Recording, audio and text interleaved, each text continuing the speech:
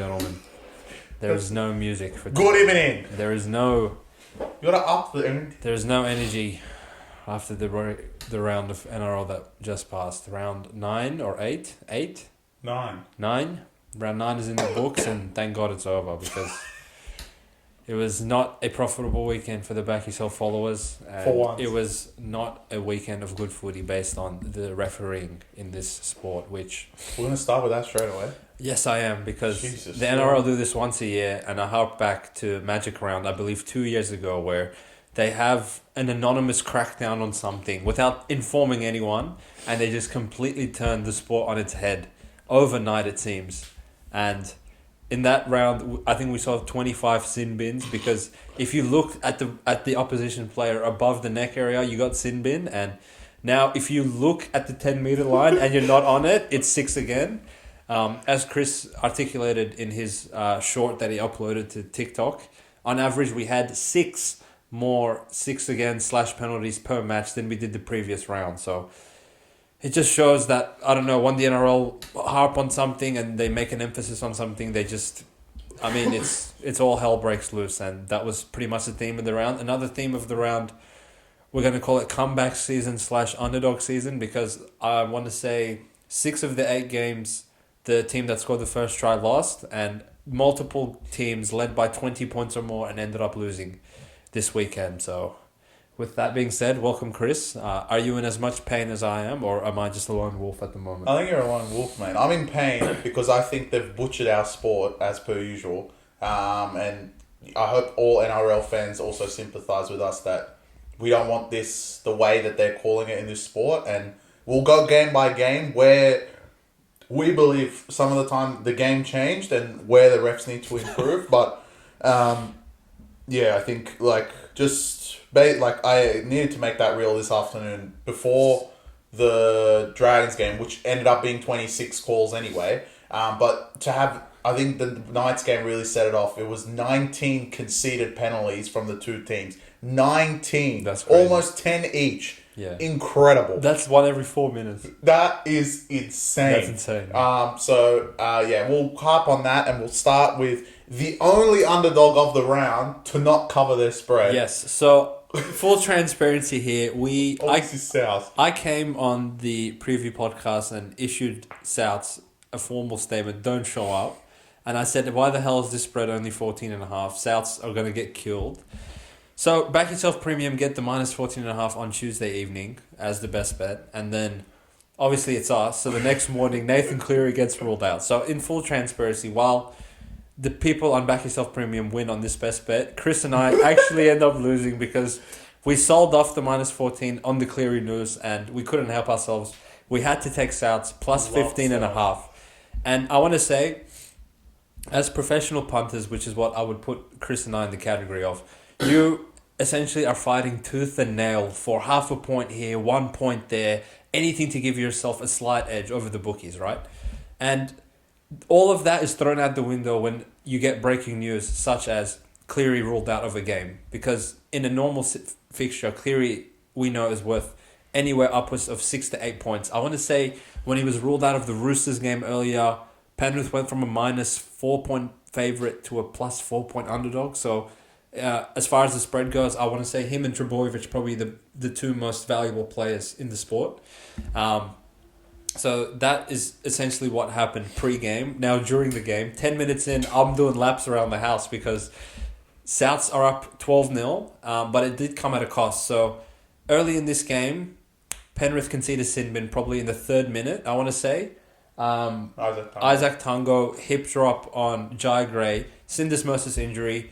He continues on in the first half, but has to come off at the end of halftime. At halftime, which is very key for the following events in this fixture. But Penrith looked asleep at the wheel, I want to say.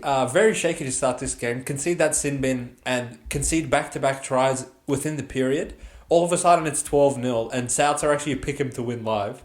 And we're up about 27.5 points on the spread, and I'm thinking, mate, we're home. And we definitely were not home, because this is when we started to realize that something is going on with the refereeing and there's been a crackdown, because Souths, as soon as Penrith got their full complement of players back, they go penalty, 6 again, 6 again, 6 again, sin bin to Jai Arrow, and then they quit. It was all over after that point. Agreed. Wasn't it? Agreed. Look, I want to say it started straight away, and I guess maybe a lot of the other teams kind of thought this is an anomaly and it's South. I do think some of the calls were just, they were jumping off the line quick, but like to give any good team that many sets on the line, you're going to concede, right? And I think South going up to that hot start, it just epitomised their season. Like they play for 10 minutes. They got the sin bin on Isaac Tunga. They look outstanding. I don't know how Dean Hawkins put that down. And then Dean Hawkins goes down. We forgot about that. Footy Dean. Look, and I want to say, look, yes, we bag him out constantly, but when you're at a point where your fullback goes down injured and your halfback goes down injured 5 minutes later, you're not equipped to cover those key positions during the game. Sure, if they're out before the game or midweek, you can accommodate for that, maybe put White into 5'8" and have an actual outside back in the centres. But it seems like the theme of the round that I believe the coaches can't carry 4 forwards on the bench anymore, because as soon as a spine member or outside back goes down, it's chaos. And we saw this in the Broncos game. We saw this in multiple games. The Melbourne game as well. At a point where you have Michael Cheekham in the centres, Damien Cook playing fullback, Wyden's playing in the halves with Seawalks, and you're just running out of troops. I forget who the hell was playing centre on the other side. God knows who it was.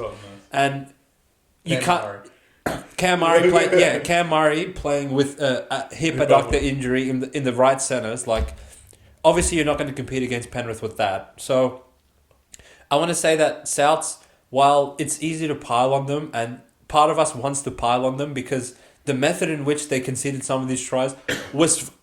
I couldn't believe my eyes. When Brad Schneider dummied and no one touched him, I was like, come on, Souths.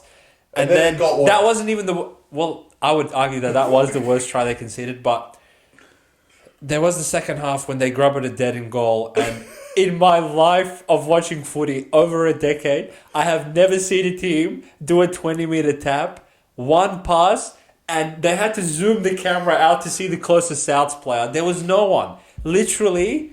Panthers scored off the 20-metre tap, and Souths weren't even behind the 20-metre line, let alone the 30-metre line. It was hilarious, but it really just goes to show that Souths, now without Jai Gray, without Footy Dean, without Ilias, without Cam Murray, without Campbell Graham, with literally no one. They don't even have Milne anymore, for God's sake. I don't know what you can put the spread next week. I know a few bookies are still asleep, and they have them at 2.5, but... They are in big trouble going forward, and they have Shibasaki going into the centres next week. One of your many boys. One of the BackYourself favourites. BackYourself favourites. I still have words for South on that time. Yeah, sure, go. Because it's not the fact you didn't get back; it's because you weren't there either.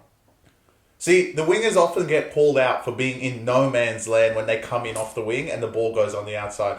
You guys had a 20-metre section of being in no man's land that you didn't put pressure on Edwards when it was going out of bounds, and you weren't back on your line. So look, if you guys are going to chase, at least chase, because most likely the ball just trickled over the line. Most likely you would have got a line dropout if you actually chased properly. And often the case is that the other team actually does get a break from the ball going dead is when everyone actually chases the ball, it touches or scrapes the line, and then the other team just starts running with it. But that didn't even happen because Edwards watched it go over the line. He was like, okay. And then he picked up the ball, runs, sees that the South players are still behind him when he was on the 10-metre line. He's like, the South players are on the 5. Where are the South players? Yeah. And Taylor May's like, thank you. Here's the ball. Yeah. And literally, Jai Arrow thinks he's some sort of gangster trying to chase him down, which was really funny. Yeah. And then they walk down the other end. But I want to agree. I think they got a lot of slack for that try, but the Schindler try was worse. Yeah. I've seen everything. He walked through. Yeah, untouched. It was really bad. So, Souths don't do themselves any favour, but again, as I mentioned, multiple spine players going down, and you can see the sin bin, etc., etc. Even the best of teams in the NRL can't cover for that, which we'll get to in the following day. But before we can get to the Broncos-Roosters game, where apparently I have to issue a public apology to Roosters, which I'm not going to do. We have to go to I'll tell you. Because we have to go to Brookvale first, where... Second airbush. Well, I'm wondering where my money is. Listen. Our side bet. Listen, first of all, well, the bet was void, cleared in play. First of all. Obviously, at the Back Yourself podcast, we operate in good faith, and once Cleary was ruled out, the bet was rescinded. So, for those of you who had missed it in the preview, I bet Chris that Souths would lose by a bigger margin than Raiders, and Chris, for the second week in a row, took that bet because he said Raiders shouldn't even show up. Correct. And 10 minutes into the game, I was like, thank God we rescinded this bet because Raiders have quit.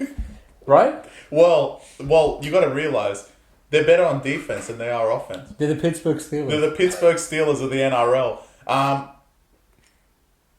have no words for Manly. I actually don't know what to say. Because, twice you give intercepts. Once... Obviously, Whitehead turns into Benji, and they score with KO Weeks. And the second time, the Red Sea parts because Whitehead gets the ball again. No, again. So we need to start.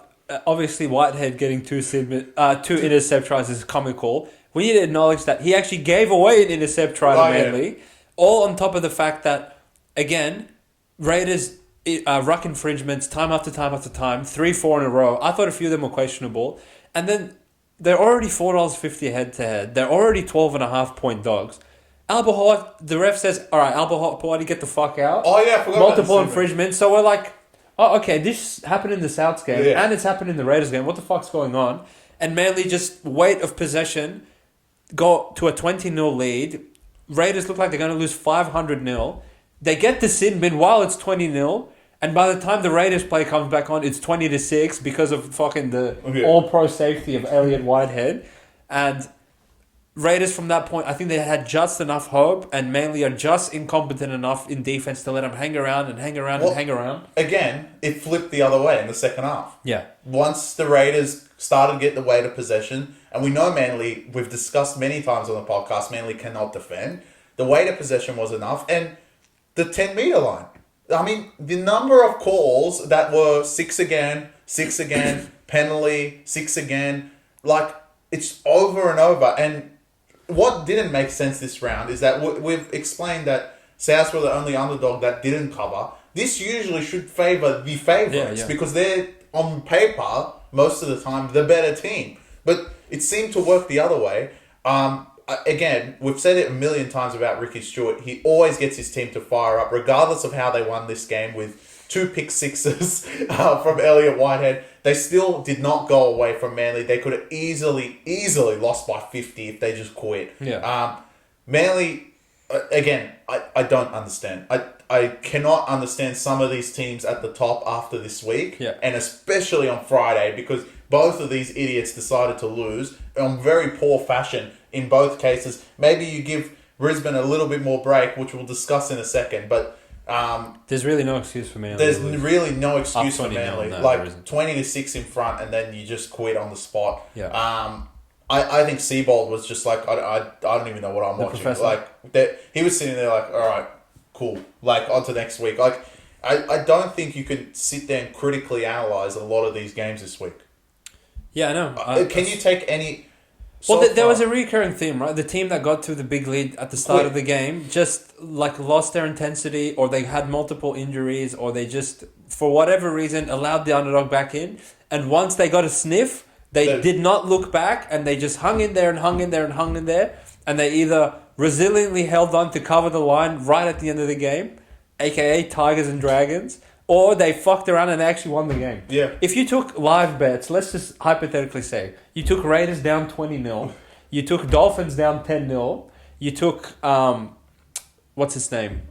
Knights, for God's sake. Knights won. Yeah. I mean, it's just ridiculous, some of the results we had this round, but such is the nature of the NRL. Sometimes it's competitive, isn't it? When weird results happen, they happen in a rut, I guess. So, Manly, we walk away with this one probably having you a little bit down the pecking order in terms of competition heavyweights, because I don't think Sharks, Panthers, Melbourne lose a game to Raiders up 20-0, and for you guys to pull that off, again, another thing that makes no sense. So Manly are undefeated in Brookvale. They've covered every game. They beat Roosters, Panthers, Melbourne. Para. Para. Yeah, sorry. Wiped the floor with them, and now you want to lose to fucking Raiders up 20-0. Makes no sense. Well, their losses have been Dragons, Raiders, and Para when they were up 14. It's just stupid. So, Manly, bit of soul searching to do. We'll judge you by your bounce back next week.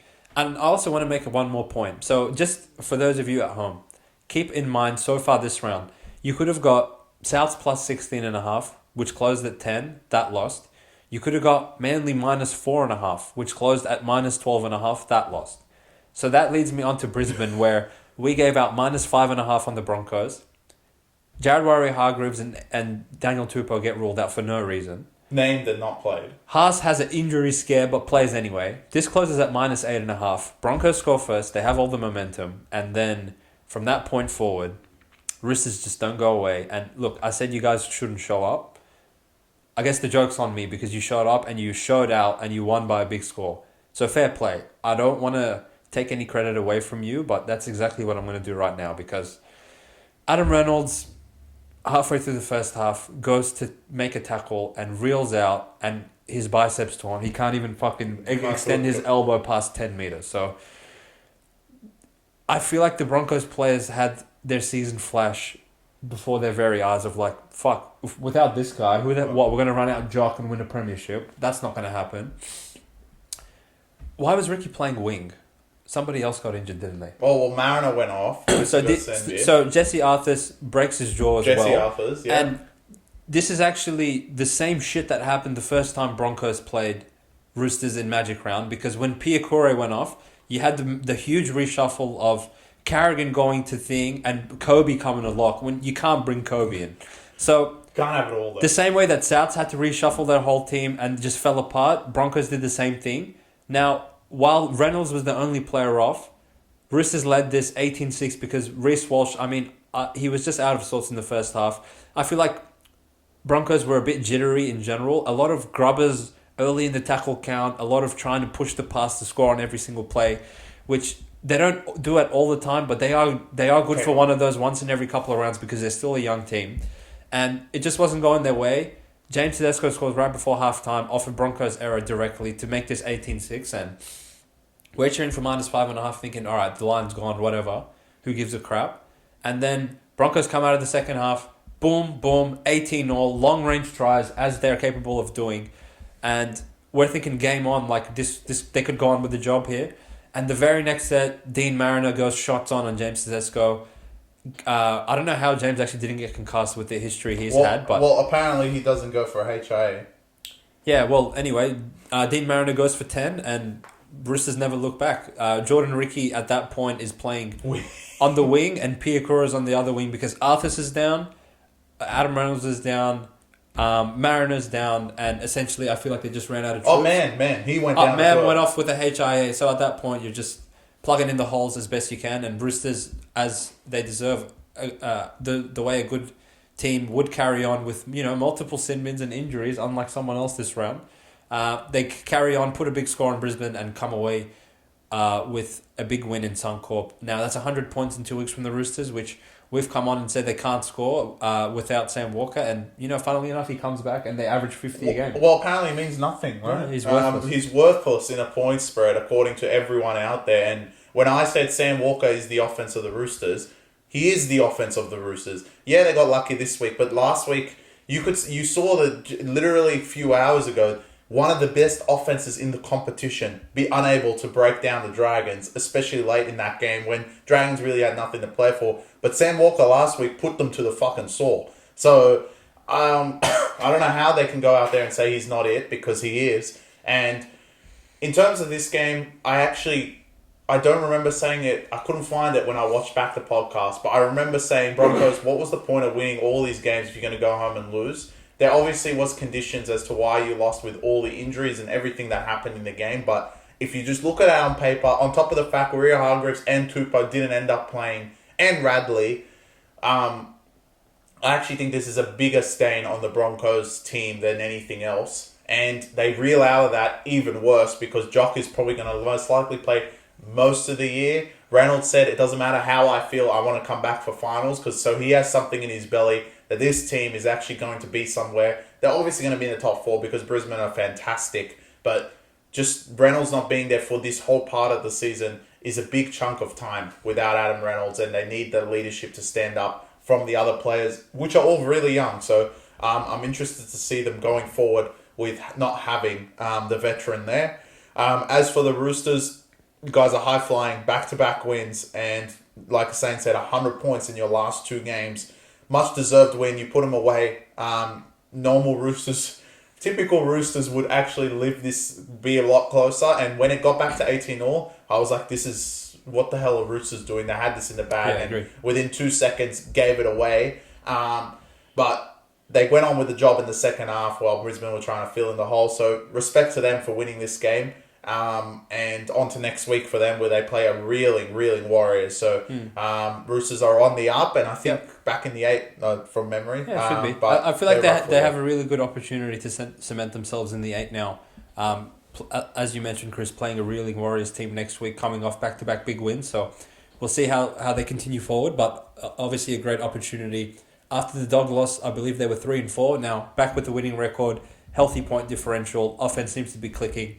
And on top of that, you seem to be getting troops back. I don't believe Waria Hargreaves, Radley, Tupou, and even Spencer Leniu, I think, is back soon. So next week, really. That's going to be a scary Roosters outfit. I think Brandon Smith went down injured in this one, said nothing too serious. So we could see a full-strength Roosters team soon, which obviously could give the competition a shake. So having concluded Friday night, we start with the first of a triple header on Saturday, which was the Dogs of War against the Tigers. And I was going to come on this podcast and do my weekly rant of closing line value never ever works, but we finally had a game that the opening line really mattered and it fell right on the number. Dogs opened this one, -7.5 point favourites. That was my under duress of the round. Give me some, mate. That's 7 in a row at least Dolmani odds, if not underdogs. And the -7.5 sweats and covers by 0.5 point because Coruscant gets ruled out of this one. He is the most important Tigers player, and that shifts this 3 points in the Tigers' direction. They close at 10.5 and barely cover by the skin of their teeth at the end of this game after multiple no tries. So, Chris, Dogs off a bye. You said you expect them to win, and they should win, and they hit it under duress. What did you think of this game, mate? Well, they started off very poorly, and I actually think the whole game they were very rusty. Like I said in the preview, came at the wrong time.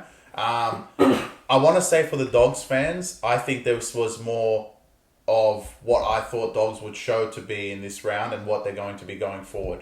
Tigers came out very well defensively, kept you guys out, and I was kind of like, oh, it kind of looks like Dogs evolved. They can't really get the ball over the line. Tigers are really holding them out well.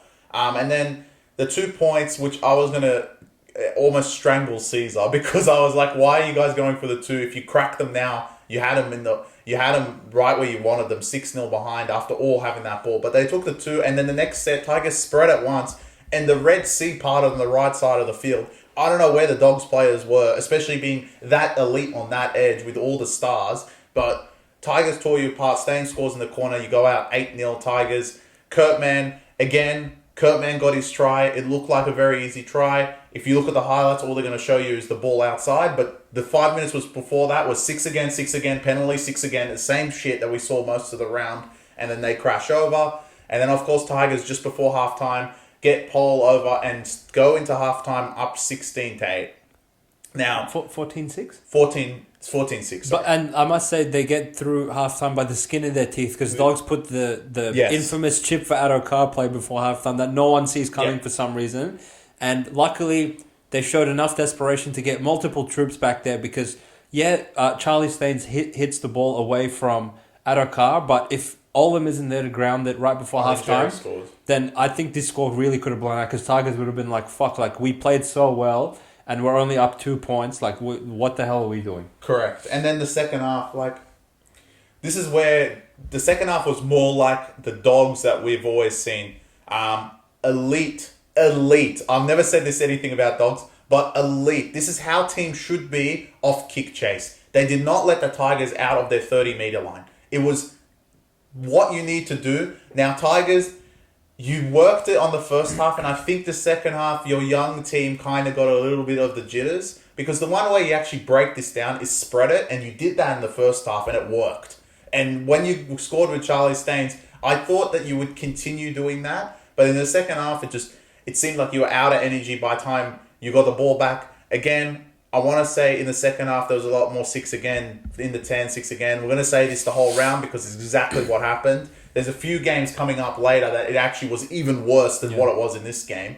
But overall, Dogs did deserve to win. Should they have won by more? 110%. So my concern will go back to, can Dogs undo the rust now? Because this week I'll give you guys a break because you're off a bye, you hadn't played the whole week, and the rust was still on. I feel like if you played Tigers within that stretch that you guys played South, Roosters and Storm, this would have been a complete blowout and easily cover the closing line.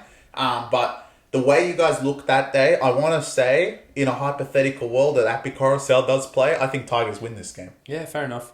I think once Tigers got to that 14-6 lead at halftime, all they needed was that veteran leadership to sort of calm the boys down and get them buying in. But they concede that Josh Curran grab a try right after halftime, and then the lead's only 2. And as Chris said, a relentless Dogs kick pressure for the rest of the game. Had them looking like the Penrith team, which is funny because they play them next week and they have half their players from the last 4 years. But they look like them, pinned Tigers within their 30. Never ever were in doubt of losing this game, I feel, once they actually got the lead. And it's probably was not that significant to them to win by margin coming off the rust where you started the game a bit shaky and you didn't look like you were that prepared to score many points in this game. But in the end of the game, you walk away with an 8-point victory, hard-fought victory, 2 more points on the competition ladder, and you sit just within the top 8 of the season. And I'm sure if you ask any Dogs fan if you would take the position you're in this far into the season, they all would have said yes.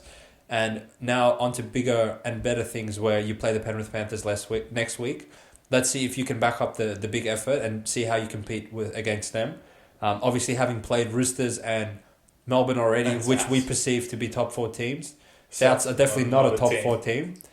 You have hung in both of those games and actually come out with a win against the Roosters. So let's see how you do against similar competition next week. They've played Cronulla and Parramatta full strength as well. So they've had a tough draw. Doesn't get any easier next week. I think you have a few easy games after that. But look, Dogs, now you're in the expectation category. So now everyone expects you to win these games. Like I expected you to beat Tigers.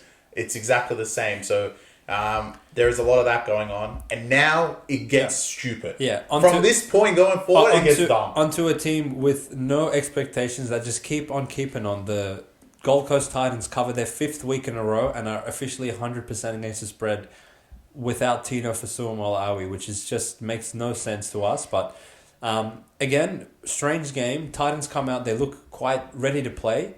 Melbourne obviously get the no try early on because of the obstruction, which was the correct call. That's fine. And then Titans go down and a bit of forward magic winding back the clock gives them a 6-0 lead, and you're thinking, wow, okay. And looks like game on. I actually want to reiterate that the first set of this game, Melbourne was shifting the ball like it was the 80th minute and they needed a try. I thought, holy shit, like this could be anything. It could be a points fest, could be a massacre, could be whatever. And then Melbourne, with weight of possession, after not having it for about the first 20 minutes, go boom, boom, boom, boom, 4 tries in a row, 20-6, and then Titans. The inconsistency of the bunker and the refs is the most infuriating part because 2 weeks ago, Coruscant, they gave him a no try. They actually overturned the on-field decision of a try to a no try by conclusively saying that he dropped the ball. And Sami, the ball literally bounced up, hit one of the clouds in the air and came back. And Belinda Sharp, after letting the play continue for 5 hours, goes back and gives it a try. And the bunker's too much of a coward to actually overturn it. So we have 20-12 when it really should have been 20-6 with a sin bin. And from that point forward, that was enough will and confidence for the Titans to hang in there. Obviously, Pappenhausen, we hate to see, goes down injured again. The same ankle that he fractured in the Suncorp massacre last year in the week 1 of the finals. So he'll be out for about 6 weeks. Sua Falongo played this game on the wing. And for the 40 minutes that he was actually in the game was absolutely entertaining. I'm sure you've all seen the highlights reel of the maneuver and step that he put on from the scrum play to just have the Titans players inside and out, turning them out like a sock. That was fantastic to see. But again, got to a point where Melbourne lose a few spine players and they're carrying 4 forwards on the bench, and once, well, they're not technically because Wishart's there, but Falonga goes down, Pappenhausen goes down, and once Wishart comes on, the Melbourne attack from that point forward did not score a try for the next 60 minutes of this match when they had scored 4 in the next 10 minutes from the 10th minute onwards. I just want to say the Sami try is absolutely ridiculous. Yeah, I agree, mate. On top of the fact that they did this rule change, which also in this game affected the game, especially in the way of Titans when they went down 20-6. There was also some Melbourne errors. I'm not going to say Melbourne were great, but there was a lot of that. That Sami try explains that these guys just don't know the actual rules properly. Yeah. Like, he got downward pressure, which is fine. So you either have two things. They're both tries. Yeah. Or they're both no tries. Yeah. There's no way the Sami try was any more of a try than Coruscant's no try. Yeah. And Belinda Sharp, look, the fact that you didn't have the confidence to stand there and give try and let Melbourne run maybe 20 metres with... Luckily, they didn't make a break and run it the other way because you'd still be standing in the goal line waiting to give try while Melbourne are all the way down the other end. Luckily, Titans tackled them like 20 metres out. And then you go... I thought she was just going back on side. Yeah. No try. Like, don't even check it. But she calls try... And then the bunker goes, well, this frame shows his pinkies on it, it's a try. Yeah. But he doesn't have control according to your rules. So, look, rubbish try.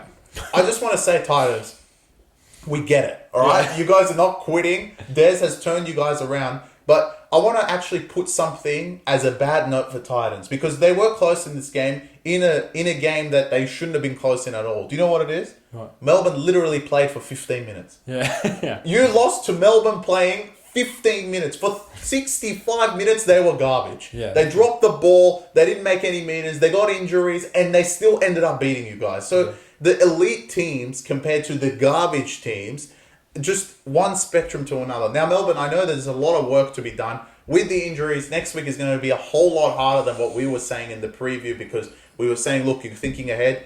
I thought there was a bit of that. You were thinking ahead because when you got up 20-6, it looked like this could blow out to be one of the biggest scores we've seen this season. But then, again, you guys just needed to play 15 minutes. So, look, Titans, you may have played all 80 minutes with your heart and soul, and I commend you guys for doing that because at the start of the season when we were saying you guys are just going to fucking quit, you didn't do that. But if you actually sit down and think about it, you look at the game and go, well, Melbourne played for 15 minutes. Yeah. They played 15 minutes and beat you. Yeah. Like, that's how good the elite teams are, and that's what you got to compete to. That's what the good teams can get away with. We saw it on multiple occasions. And Melbourne have actually been the best proponent of that because when they don't play well, they have moments within the game that give them just enough of a buffer to actually get the 2 points in the end. And, you know, when other teams go up by these margins, they leave themselves vulnerable enough that they would need some bullshit to go their way late in the game. Melbourne didn't do that. They never actually trailed past going down 20-6. I think Titans might have tied it up and then Melbourne took the penalty goal late. Titans never really looked like scoring after that. So it is what it is. Titans, fair play to you guys. You tried again. You're a covering machine. Every week you've been over double-digit lines and you've covered all of them. Next week, there's some expectation to you. No one's laughing at you because you're playing the laughing stock of the NRL that's coming to town, the Cowboys. And the look-ahead line of that is about 3 or 4.5, depending on where you look. So now that you're actually expected to compete and win a game, let's see how you do. But there's no reason to think that you can't win based on the performances that you've had in the last 5 rounds. And I want to say, Brimson, for as much as we laugh at you on this podcast for being Queensland's saviour, who you might have been the worst fullback to ever play Origin, you have actually been in cracking form the last 4 weeks. Campbell's still better than him. I think that's up for debate now if he keeps playing this well. David Fafita, you put the forward pack on your shoulders this week without Fodawaker, without Tino, and you were fantastic. No, you know what? I'm off him. Why? I don't know if you've read the report. It came out this afternoon while the Dragons game were going. This guy flew down to Penrith today and is looking to sign 2025. Wow, what the hell? So as far as I'm concerned, you're a scumbag if you do that. Wow, okay. That's I didn't know that. I'd rescind my compliments to you, sir. Wow, okay, the rich get richer. Fair enough. I guess, what a way to replace Fisher Harris. Yeah, we'll get David Fafita. Well, again, if there's any more news on that, we'll be covering that and making note of that in the preview for next round, so stay tuned. Now, on to... Oh, Jesus Christ. Yeah. On to the Knights-Warriors game. We should be happy about this, because we hate them. Look. They're so fucking bad. Cowboys... Even the most avid supporter of you guys have come to us this week and said, all right, we get it. All right, we get it. You guys were right. They're horrific. And you are horrific because as an 8-point favourite, before Dolphins could even blink, they were down 10-0. And from that point forward, you guys shat the bed and lost to Dolphins with no players again. Contrary to round one, where they had all of their players fully healthy, including Tom Gilbert, and lost 46-18, I want to say. 42? Now they go in there with Trey Fuller, who donated you guys 2 tries. No, Katoa 2 tries. Did you figure? Katoa gave you 1, Trey Fuller gave you 1. He tried to give you another one, but as I said, Vilea is the worst player in the league, and he showed us that because he could not, on an empty field, pick the ball up and put it down. But that's a debate for another day. You go up 10-0. You have, I believe, 75% of the ball. As Chris has been mentioning, to start this game, 6 again, penalty, try. And then the second Dolphins get in your 10, try. The second they get in there again, try. Asako, if weight of possession was the other way around, Asako honestly could have scored 6 tries. Agreed. And you're not getting carved up by Jerome Hughes and Munster. You're not getting carved up by Cleary and Luai. You're getting killed by Nikarima, who's a makeshift half, and Katoa, who's 3 years younger than me and you, learning his trade in the NRL. And you don't even look like defending. Like, as soon as people that gave out Cowboys 1 to 24.5 winning margin, 10 minutes in, I was like, fuck, 24.5 in jeopardy. And Chris is like, don't worry, because as soon as they get the ball, head-to-head's in jeopardy. Yeah. And it was, because literally any time Dolphins got in your 10, they scored. But what have you had going for yourself for the whole season? You were the number 1 offense, you could score at will, blah, blah, blah.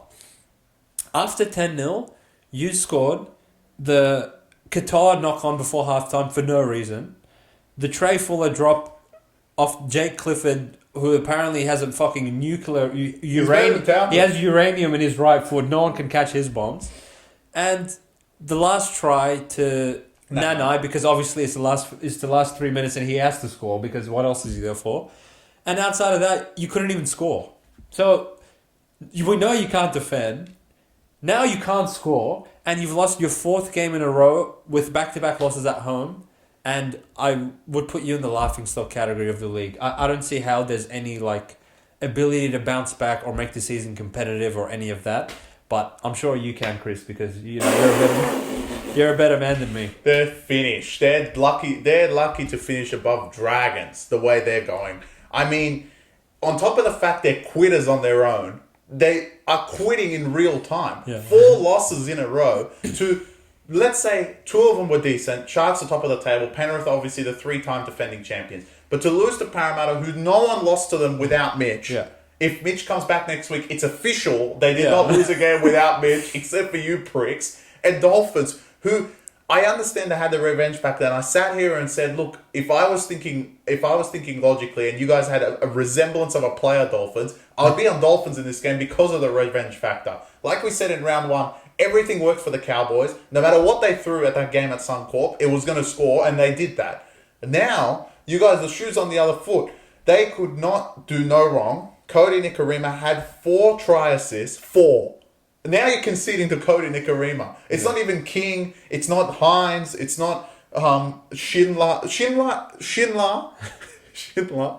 and Nikarima have fucked you guys in the last 2 games. Yeah, Schneider and Nikarima, right? I've seen everything. Cowboys, look, next week, as far as I'm concerned, if I was thinking logically, you guys are going to quit again.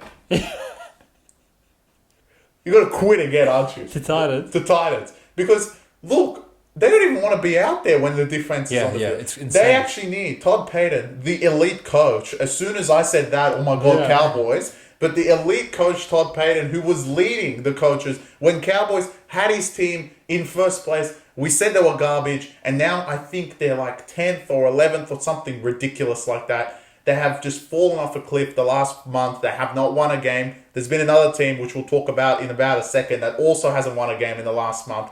But the way Cowboys have lost their games has been it's been unseen. It's how insane. bad they are. They can't defend anything. Honestly, you're like an NFL team. You just have the offense out there. The defense doesn't exist. Yeah. You don't have a special teams either. It's because you can't kick the ball. I would say of all the teams in the league, Cowboys are the least willing to defend their try line. Souths are incompetent. Souths try and concede. That's fine. You guys don't even try. And the actually infuriating thing about you guys is if anyone watches the games on Fox League, pre-game, they interview their key players. They talk to Dearden, they talk to Drinkwater, they talk to Val, and they all say the same bullshit every week. Yeah, look, we really let ourselves down last week with our goal line resilience and our defense. That's been an emphasis this week. And they go out there and they just diss the same shit up every single week. I bet Todd Payton just sits at home scratching his head as to like, what do I need to say to these pricks for them to actually defend? Because he needs a new team to come on whenever they lose the ball. Yeah, like just switch them over. Get the like, defense on. deliberately give a penalty. Yeah. And then switch the defense on. Well, that's the only explanation to me. What I don't understand about Cowboys is 85% of the roster is the same to when they made the preliminary final 2 years ago and finished second on the competition ladder. Sorry, third. And that team made it to where they got to, not by scoring 36 points a game. They got there through resilience, through defending well, and through holding home field as a fortress. No one was going to Townsville and winning that season. But now it's like, yeah, fuck. Titans are coming to town. Yeah, we're picking to them. It's insanity. It's insane how bad you guys are and how much you've dropped off the last 4 weeks. Honestly. And I just see it getting from bad to worse. Honestly, I don't even take pride coming on here and laughing at you guys anymore because you're that bad. No, I do. For all those people out there that told me and told us we deserve an apology for telling you pricks that these can't suck. Yeah. And then you guys were like, nah, bro, Para, they don't have Mitch, bro. Yeah. And we said then, and I think Back Yourself Premium, correct me if I'm wrong, other than this week, which we didn't even have the audacity to send the line after the underdogs that had won this week. But anyway, I think we're back against them every single week. Yeah, I think they're our most profitable team because we took them the first week where they killed Dolphins and then faded them every single game after that, essentially. Yeah, because we took Titans against them, even though but look, it's just comical. It's absolutely insane. Enough about Cowboys because we give them too much time. They don't deserve even a second of their club being mentioned after that performance. What the next game deserves time. I want to give a shout out to Dolphins because you have literally no players and you are in the top 4 of this league, which is insane. To think that so many troops have gone down and you just week after week after week show up and show out and you're staying in all these games. I mean, even you're not lost to Newcastle doesn't look as bad after what we witnessed earlier today. You've beat Para, you beat Cowboys, you're coming back, and no lead apparently is insurmountable for you guys. So shout out to the Dolphins, I guess, man. I think the outside backs have been playing very, very well. The halves have been stringing it together. And most important player in this whole thing, Marshall King, whatever you want. Yeah. I think I actually saw today that he's on a $350K contract. Yeah. He deserves a bump up, mate. He wants 600, whatever he wants, Dolphins, give it to him. He has been the best player on that field. Yeah. He's got him like playing like on a string at the moment. Through that ruck, he is tearing them apart. And they really do look like a Wayne Bennett coach side, just lacking the talent. But if they had all their players and maybe a couple other players of marquee talent, I could see, honestly, Dolphins being a top 4 side because apparently nobody else wants to be it. They play the right way every single week. They stick to what works. They don't deviate from that. And you can never blow them out of a game. The only game they actually got blown out in was the one, as I've been saying, when you lose multiple players in key positions in the same game, you can't cover for it regardless of who you are. And the only game they got killed in was when Hammer Time went down at Suncorp, and even then they conceded like 4 long-range tries. It's not like they quit at any point. So shout out to the Dolphins. Fins up, well done, guys. Keen to see and you guys are the one team in the league playing the right way out of all these teams. Yeah, agreed.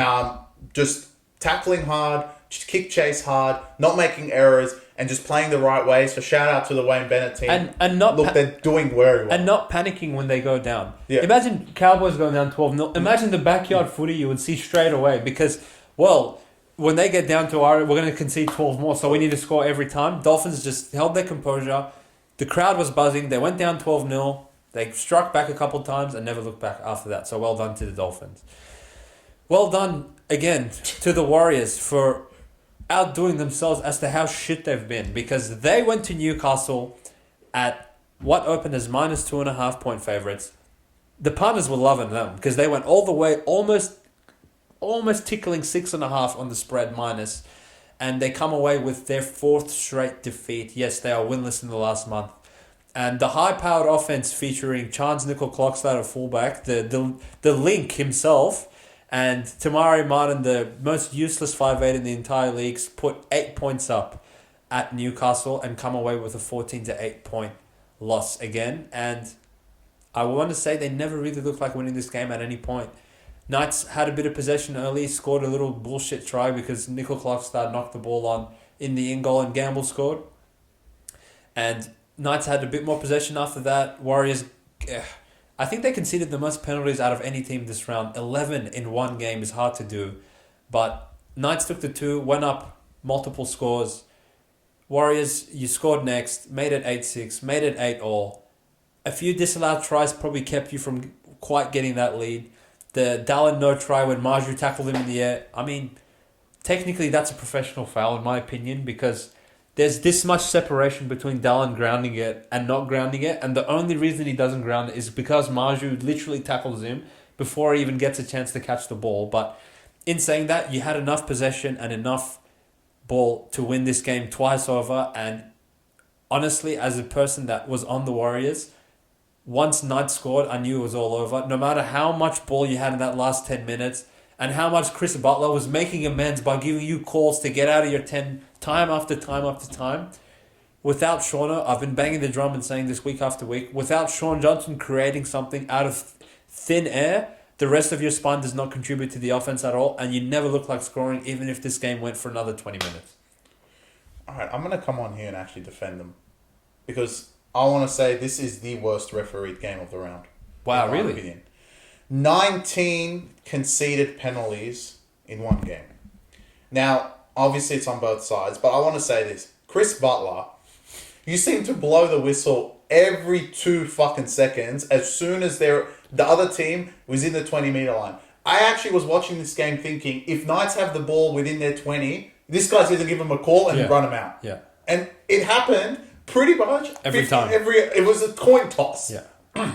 Now, why I want to also scream and defend the Warriors is this.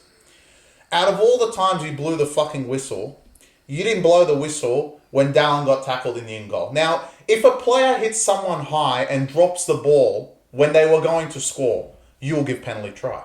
If someone pushes someone out of the way and is going to go put it down, which we've seen, you give penalty try. But if someone tackles someone in the air, you expect him to pole vault through the air and ground it as well for you to give him a miserable try.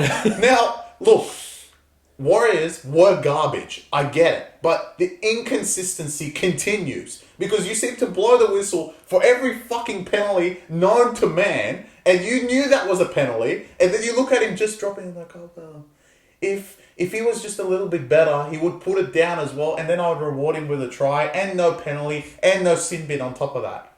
Like, what did you want the other to do? You want him to become Superman. Well, they gave the penalty, just not the sin bin. That's not the point. It's just shameful. Any other call in the goal, they give penalty, try. And you don't give penalty try for this, for him clearly tackling him in the air. Or at least give professional foul. Professional foul, because he dropped it. Yeah. So fair enough. Fair enough if you want to go on the angle of, look, we can't... Well, you guys can't conclusively say anything besides that Sami's was a try, so that's fine. But fair enough, you want to argue, look, we can't conclusively say that Dallin would have grounded it. However, we have a professional foul on Marju because he stopped a 99% probability of a try. Is that so hard to do? He caught it. Yeah, I know. He caught it already, yeah. It wasn't like he tackled him in the air and then he dropped it. He's on the way down and this guy's got him like this. Yeah. He has him as a wheelbarrow, bro. Unbelievable. Incredible. But now, look, irrespective of that, worst call of the round, 19 penalties. Chris Butler might not ref next week. Done. Irrespective of that, Warriors can't score. Now, look, Chansey Nickel-Klostad, get your ass to centre. It's done. Your job is done. You have lost 4 straight. There is nothing else to show from yourself that you can provide anything. What you can provide meters. Look, you can provide meters from centre. Just get back on side and go and make as many meters as you want. Because the talented player of Roger Tuivasa-Sheck, who was a former Dally M medalist, not Dally M fullback, Dally M medalist, is in the team and he should be playing fullback. Every time he got the ball, you thought something was on, and it was the one time that Knights kind of looked like they could crack. So, Warriors, you need to make that change. The forward's actually playing fine. There's really nothing else going on. It's just once you get to the 10, you can't execute, even with as many calls as possible that Chris Butler, again, wanted to give you during that last 10 minutes, but you just can't get the ball over the line. Knights, I want to give you guys a huge round of applause. Elite defense the last 2 weeks. Fantastic. They have not let either Dolphins or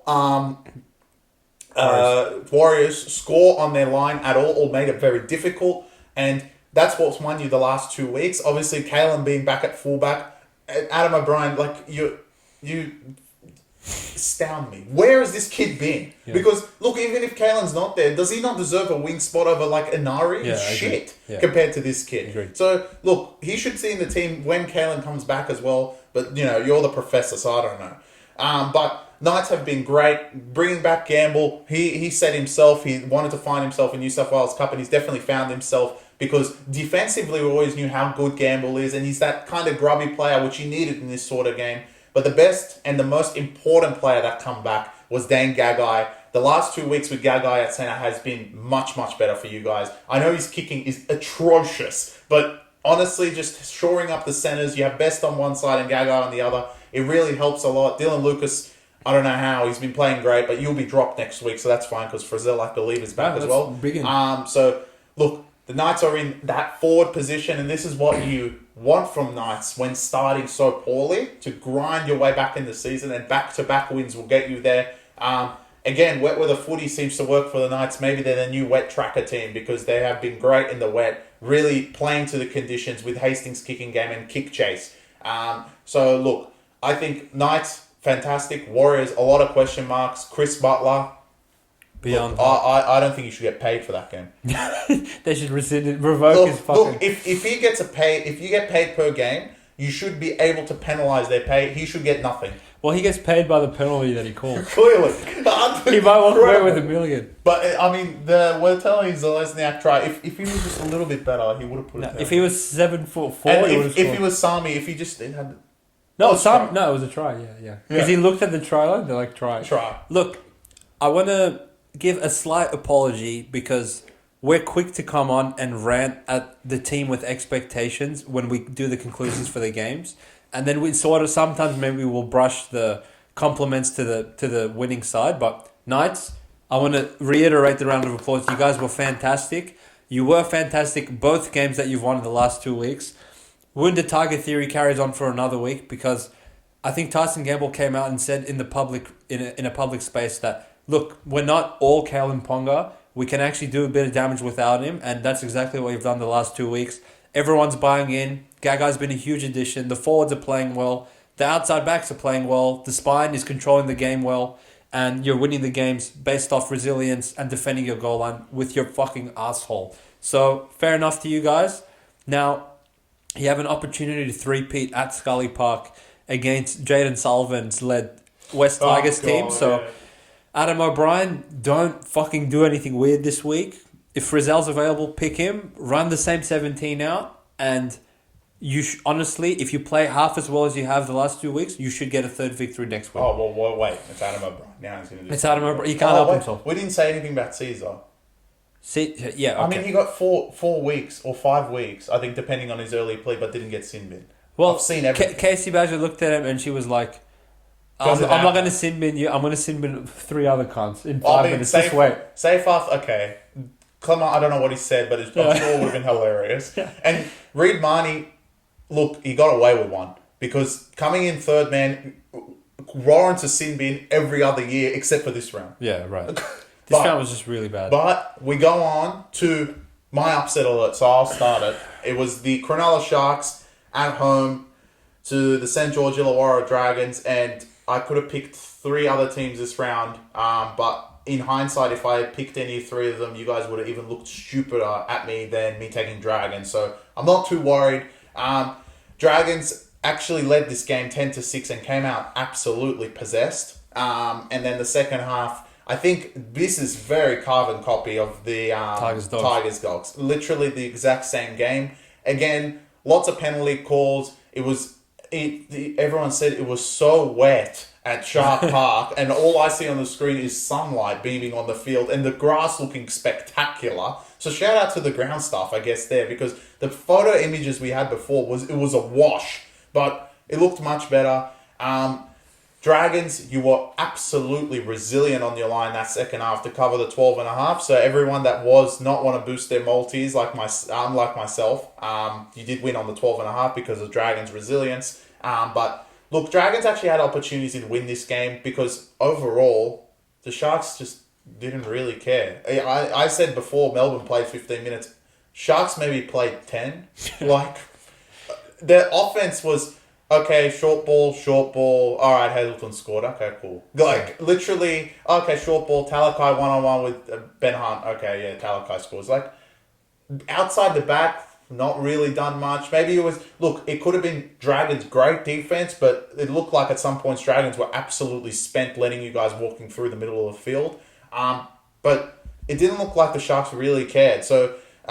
look, Dragons, I respect how great you played defensively because previous Dragons and last week example, you would have lost this game by 70 because Sharks had a lot of the ball the second half. Again, I don't want to reiterate every time. 6 again, penalty, 6 again.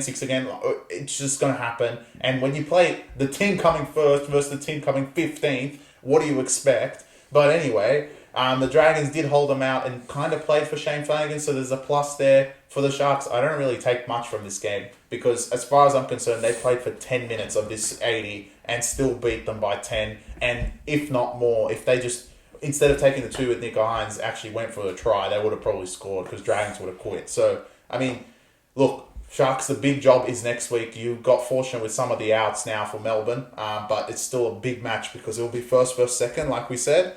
But we'll leave that for the review. Cracking game, can't wait. I think that was pretty much the gist of the round. I don't know. I'm actually going to walk away and give Sharks probably a bit more credit than you even are. To copy-paste your dialogue on the Melbourne game, look, Manly went up 20-0, they lost. Melbourne went up 20-6, just hung on in the end. Sharks went down when Ravalawa scored right before halftime and Dragons took the lead up 10-6. I thought, look, Dragons are actually in this game. They can win this game. There's no doubt in my mind they can win this game. But once the second half kicked off and Sharks scored, at no point in that game did I ever think Dragons were going to win again. And look, Chris said the ground stuff did well. It wasn't the fucking monsoon that we were promised. I did see a few reports and images from Fox League where the Shark Park looked like fucking Sydney Aquatic Centre, and I was like, all right. So in full transparency, we also gave out the under 42.5 total points in this game, and I have moped a little bit and carried on like a cat regarding the unlucky ways we lost the first couple of games of this round, in my opinion. But I actually think we got away with one here because a angry and ruthless Shark side easily wins this 13+. Dragons don't cover, and even the total points is in jeopardy. But again, what's actually been consistent about this Shark side is it's like have become a very professional outfit. Previous year Shark sides would throw the ball around a lot more than they did today, but it didn't really call for that today. They knew that Dragons are going to struggle to score against them. They completed high, even considering the conditions. They kicked the corners, they chased well. They forced Dragons into a bunch of errors, even in their own 20-metre line. Am I concerned that Sharks didn't carry on and put 30 on the scoreboard? Not really. I'm more impressed with the fact that they didn't let Dragons score at all in the second half, and they never even came close to scoring, to be honest. And the way Sharks have been carrying themselves, it's all the marks of a very good side, and there's nothing I can take away from them from their record of 6-1. And now they give themselves a fantastic opportunity to be outright leaders of the competition by the 10-week mark if they go to Melbourne and get the job done next week. And to be honest, with Melbourne picking and choosing and plugging in a few losses in their spine, I don't see why Sharks could go there and not come away with the 2 points as far as how they're viewing that game. There's probably no better time to catch Melbourne. There was reports that Jerome Hughes actually played the majority of that game against the Titans on Saturday with a calf niggle. He's questionable going into this one. We know Pappenhausen won't play. We assume Falongo won't play. So essentially you're going to verse Melbourne with Munster and Harry Grant and a couple of just maybe Wishart and some other fullback. So it's actually set up for Sharks to take hold of the minor premiership with two hands, 10 rounds in, and I can give you guys full credit. Dragons, I give you guys heaps of credit as well, because we came on the podcast and said, why the fuck did you guys quit on the Anzacs the previous week? That was shameful, and we expected you to come with a better attitude this round. No. And I guess maybe you hung in there by the skin of your teeth for Shane Flanagan, because they did commit in this game. They were resilient. Dragons of old, as Chris would mention, would concede 40 to 50 in this game easily, but they just hung in there enough for us to get home with the 12.5 start and keep the total points under. I don't really have that much to take away from Dragons. I know they're a shit side. I think, Chris, you know they're a shit side, but they're frisky enough to pull upsets if you haven't come to play on the day. And if Sharks didn't come to play properly on this game, they definitely would have lost this game. So Sharks, while you weren't flattering or you weren't the high-powered offense that we've used to come to sing in the last couple of weeks, you were professional, you got the job done, you got the 2 points, and you get out unscathed onto bigger fish. Didn't let him back in the game. And what we saw from this round, I think Sharks were the only team that actually watched every single game and be like they've changed something, because they're calling this, they're calling this, they're calling this. And what the Sharks actually did was just know that the Dragons side was coming. They just needed to defend well. And when Dragons did actually get the ball in that second half, it was error, because the Sharks defense was swarming them, absolutely all over them. And they kind of learnt well from the round themselves. And probably the biggest takeaway from the Sharks is they're actually watching tape. I think a lot of these teams this week should have seen the amount of calls given, especially Warriors Knights, because they should have seen that Chris Butler expects the fastest ruck in the world in the wet conditions, regardless, because he's just going to call it. And they should have known that what has been happening in the previous games. But it only seemed like Sharks knew what they were doing. Dragons, big tell next week, because you play South, which is going to be an absolutely hilarious game to watch. But that will be on to next week. Sharks, you guys deserve to be first. And now the test really begins, because you're 6-1. Maybe you should have been 7-0, but we'll see in that. But you're 6-1 and 7-1. No, they're 6-1. It's round 9. Yeah, they had a point. Yeah, 7-1. Oh, 7-1. Sorry. Yeah. Them and Melbourne. Sorry, 7-1. But now the test begins. You have 5 straight very difficult games, and one of them, I know Parramatta's in there, and you guys are gonna be like, "Why is that difficult?" Because the reports are Mitch Moses will be back for the Broncos game, which will, of course, he'll be back for the Cronulla game. But that's in weeks to come. Yep. I think that's the end of the review. Yep. We made it to the end of it finally. Yeah, barely. I'm going to bed. See you in 48 hours for the preview of next round. Peace.